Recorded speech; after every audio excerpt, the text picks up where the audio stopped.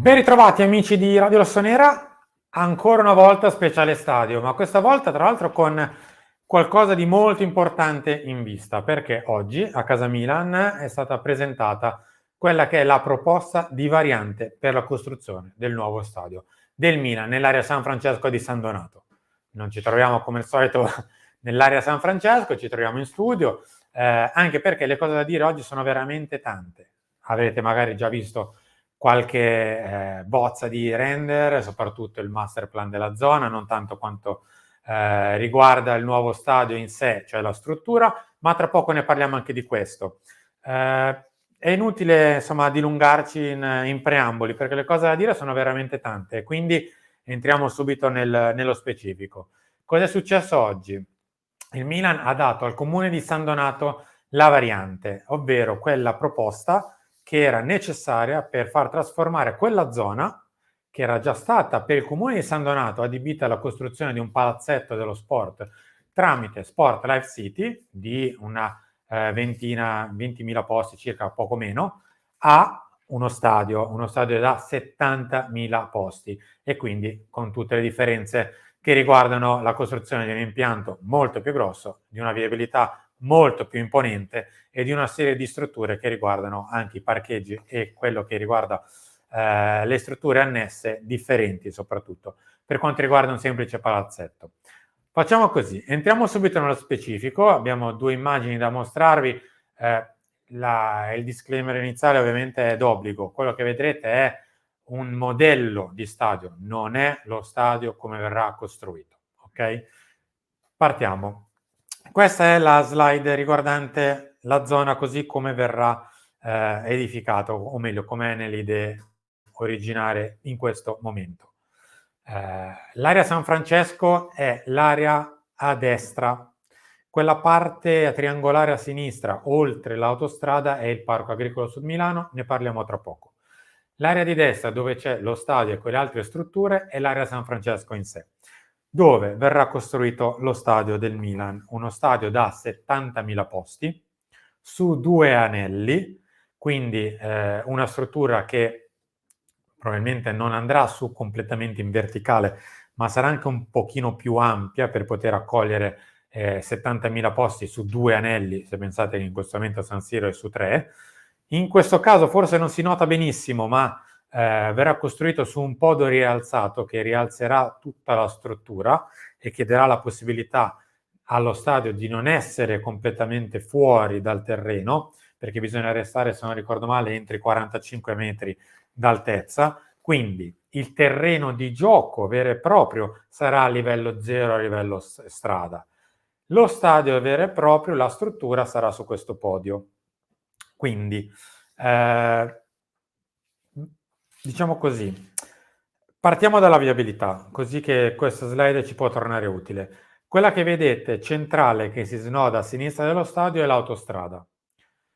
Nell'idea del Milan, nell'idea di Manica, che è lo studio che curerà la costruzione dello stadio, quindi è già stato anche scelto lo studio, lo stadio sarà la porta sud di Milano e questo riguarda anche quel grande discorso sul naming rights che abbiamo già fatto in qualche altro video, cioè i costi e i ricavi gran parte arriveranno dal naming right. Che cos'è il naming right? È lo sponsor, tanto per intenderci, ovvero chi si preoccuperà di sponsorizzare lo stadio, chi vorrà mettere sull'esterno dello stadio il proprio logo, la propria scritta, un po' come succede in questo momento all'Allianz Arena di Monaco di Baviera, che è anch'esso costruito in mezzo a 2 svincoli autostradali e che proprio per questo ha grandi vantaggi dal punto di vista della visibilità autostradale e ferroviaria, perché la parte in grigio che vedete a destra, quel rettifilo grigio che vedete a destra dello stadio, è l'alta velocità, ovvero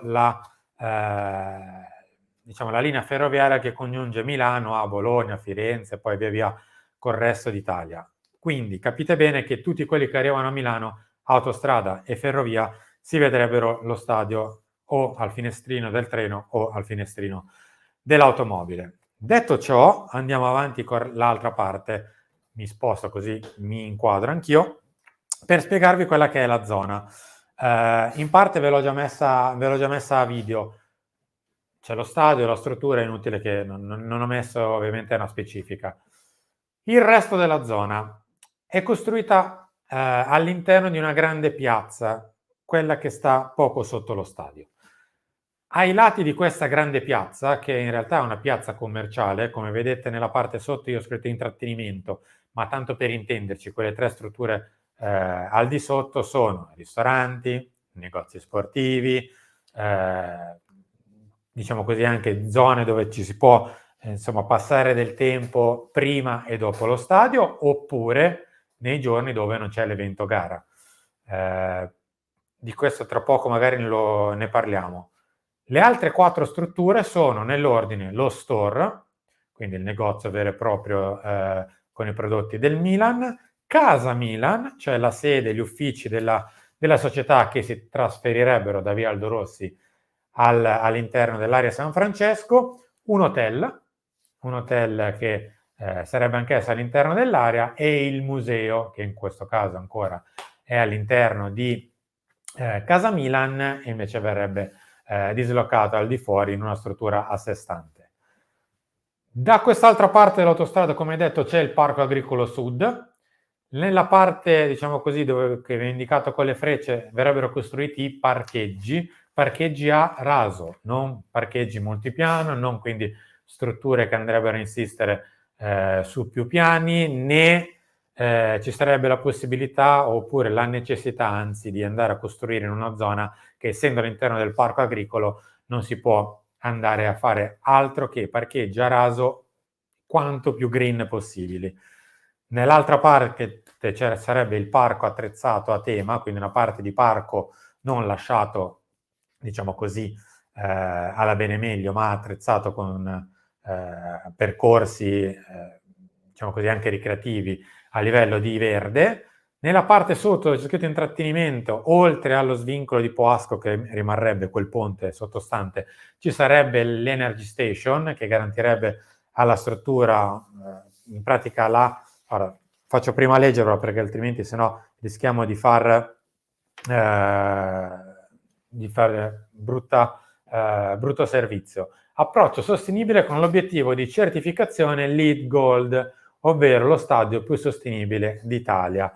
Pannelli fotovoltaici sul tetto, recupero delle acque, divieto di plastica monouso e utilizzo di soluzioni ad alto risparmio energetico.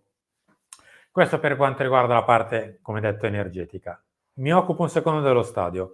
70.000 posti e sedute molto più larghe rispetto a quelle che sono le sedute attuali, che insomma, chi va allo stadio abitualmente sa di cosa stiamo parlando. Tifosi molto più vicini al campo, ancora di più rispetto a quello che è in questo momento San Siro, che già ha il pubblico attaccato alle porte, nastri LED e mega schermi di nuova generazione, viste panoramiche verso la piazza, scusate, e la città. Lo stadio, tra l'altro, è stato studiato, leggo perché le cose da dire sono veramente tante, sarebbe stato difficile andare a braccio. Stadio studiato per accogliere diversi tipi di eventi di grandi dimensioni, tipo football americano, rugby, tornei internazionali, perché all'interno dello stadio ci saranno anche 5 spogliatoi modulari per qualsiasi tipo di evento, quindi rispetto all'evento che verrà ospitato allo stadio si attrezzerà lo spogliatoio in base alle esigenze.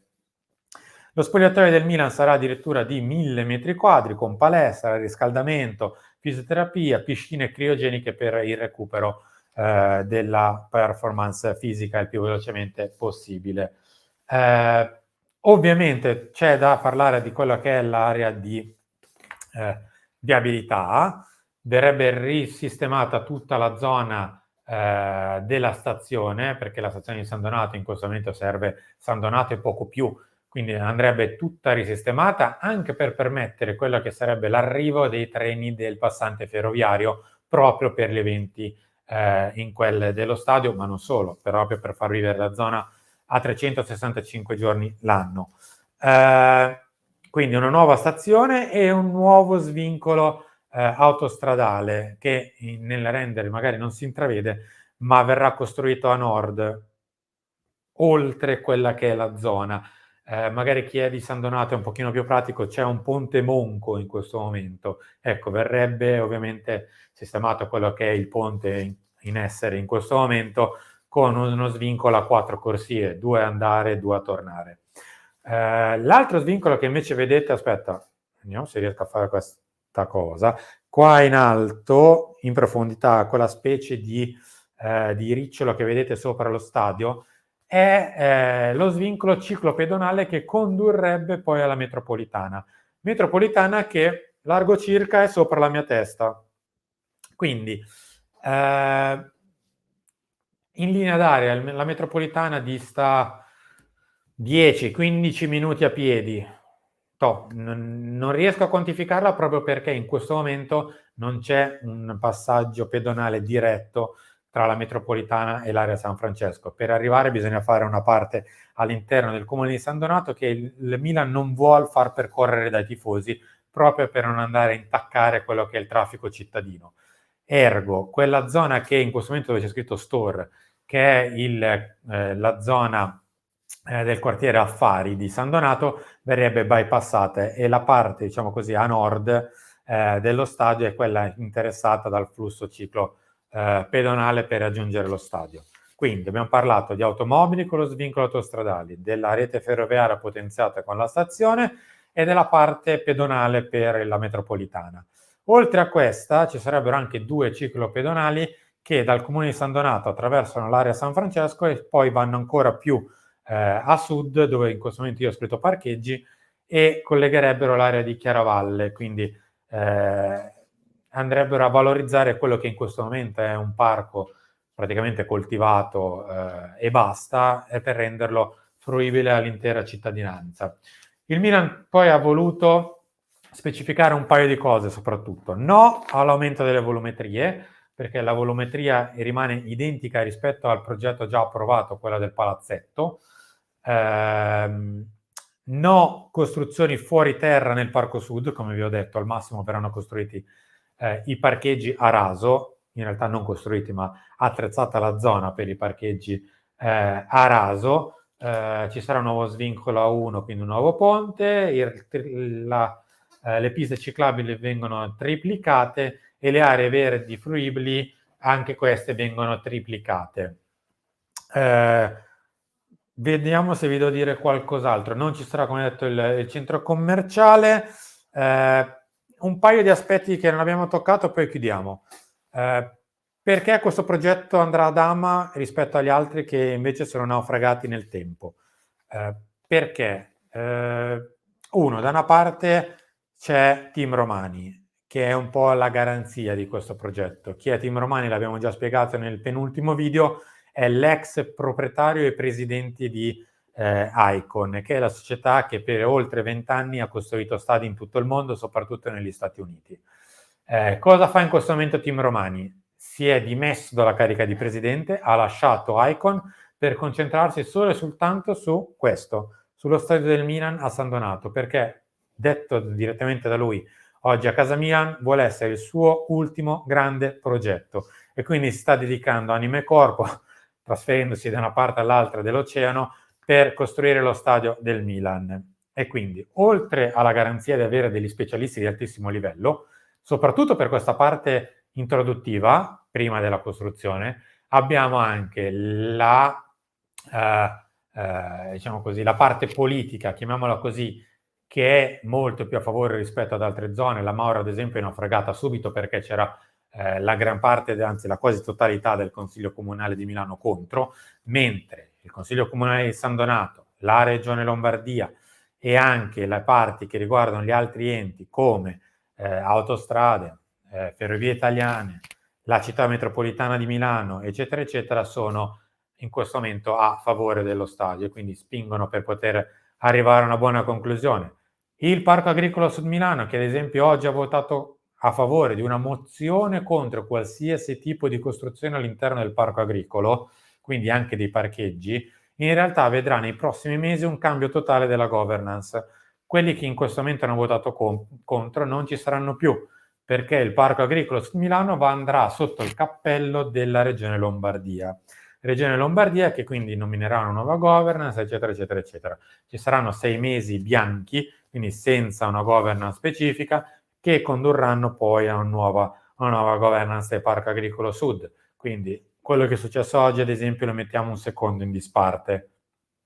Altra questione di cui dobbiamo parlare sono le tempistiche, con questa chiudiamo. Le tempistiche. Allora, Team Romani oggi è stato abbastanza chiaro, ci vogliono 18 mesi di parte burocratica, quindi 18 mesi per avere i permessi, avere qualsiasi tipo di carta scritta, nessun tipo di problema per costruzioni, permessi, svincoli, viabilità, costruzione vera e propria dello stadio. Quindi oggi formalmente si parte con la proposta di variante, proposta che poi deve comunque essere discussa dal Consiglio Comunale di San Donato, quindi in realtà in questo momento partono i tavoli di lavoro, ci sarà un'interlocuzione che andrà avanti per 18 mesi.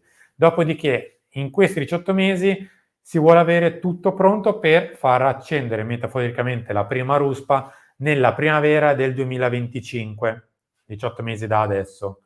Nella primavera del 2025 partono i lavori e da quando partono i lavori contate 3 anni, quindi 36 mesi per la costruzione dello stadio e delle altre strutture di cui abbiamo parlato.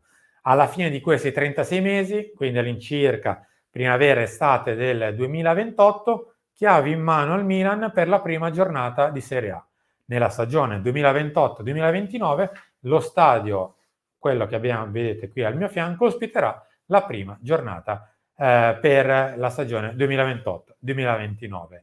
Incrociando le dita, speriamo che questo sarà rispettato. Capisco che i tempi magari per chi in questo momento ci sta ascoltando sembrano molto lunghi, dovete fare la tara che siamo in ballo da 3-4 anni e quindi magari 18 mesi sembrano anche poco per quello che può essere la preparazione ai lavori e 3 anni per la costruzione idem.